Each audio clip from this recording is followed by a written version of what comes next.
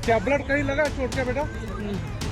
ये डर, अच्छा ये खौफ, ये मंजर और ये माहौल, पूरा देश जब इन तस्वीरों को देखकर सिर उठा था, गुस्से में था, तब इस जगह पर अपने आप को फंसा हुआ महसूस कर रहे सैलानियों के डर का कोई फायदा उठा रहा था। अपना व्यापार कर रहा था, पैसा कमाने का मौका खोज रहा था, और वो कोई और नहीं, भारत की एयरलाइंस कंपनियां थीं, जिन्होंने पहलगांव आतंकी हमले के कुछ घंटों बाद ही श्रीनगर से उड़ने वाले विमानों का किराया 7 गुना तक बढ़ा दिया। क्या मौत का व्यापार करने वाले ये कारोबारी देशद्रोही नहीं है? क्या इंसानों के डर का फायदा उठाने वाली ये कंपनियां गुनहगार नहीं है? क्या सरकार को इन एयरलाइंस कंपनियों पर कोई बड़ा एक्शन नहीं लेना चाहिए? आखिर कैसे कोई मौत में मातम मनाने, डरे हुए परिवारों को घर पहुंचाने की जगह उसमें अपना फायदा खोज सकता है? नमस्कार, मैं हूं आपके साथ वक्ता दुबे और आप देख रहे हैं बात तो करना जरूरी है। बात तो करना जरूरी है, इसीलिए इस मुद्दे पर आज हम एयरलाइंस कंपनियों को बेनकाब करेंगे, उनके घिनौने व्यापार की तस्वीर पूरे देश और दुनिया को दिखाएंगे, उनकी गंदी सोच और नियत से पर्दा उठाएंगे। हमले के बाद जब कश्मीरी सबको मुफ्त तक एयरपोर्ट छोड़ रहे थे, तब एयरलाइंस कंपनियां 5,000 का टिकट 35,000 या उससे ज्यादा में बेच रही थी। आखिर क्यों? कई सवाल हम पूछेंगे और जवाब ढूंढने की कोशिश करेंगे कि लूट खसोट की मानसिकता क्या आपदा में अवसर है या गंदा धंधा। सबसे पहले ये जान लीजिए कि जिस वक्त पहलगांव में दर्द भरी चीखें उठ रही थीं, लोग अपनों के होने का मातम भी नहीं मना पा रहे थे, उस वक्त एयरलाइंस कंपनियां कौन सा प्लान तैयार कर रही थीं? कैसे लूट और मुनाफाखोरी का टैरिफ तैयार किया जा रहा था, जरा इस पर नजर डालिए।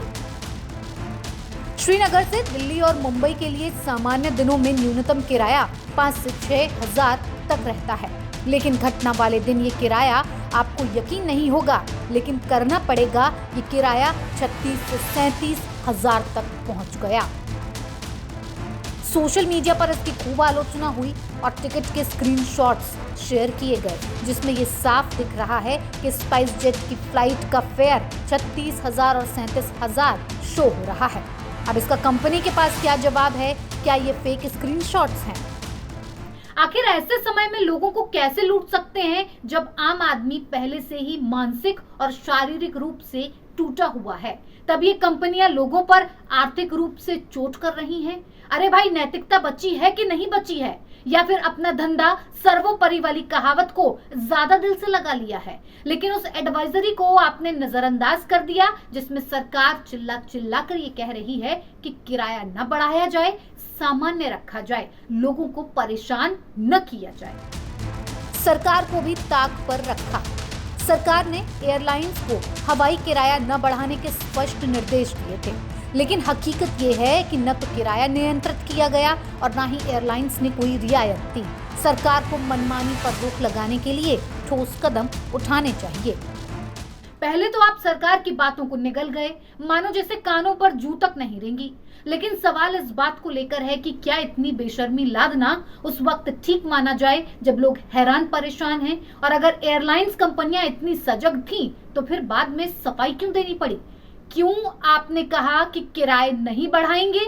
देखिए क्या कुछ कहा है। जब सवालों का बोझ ज्यादा बढ़ा तो मिनिस्ट्री ऑफ सिविल एविएशन ने सफाई जारी कर दी। मोका की तरफ से कहा गया, इस तरह की पोस्ट इन दिनों सोशल मीडिया पर वायरल हो रही है, कृपया इनकी सत्यता जांचें।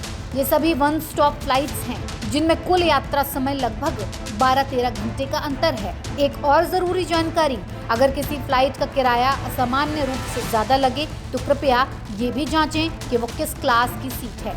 कई बार इकोनॉमी क्लास पूरी तरह से बुक हो जाती है तो सिस्टम अपने आप बिजनेस क्लास की कीमत दिखाने लगता है।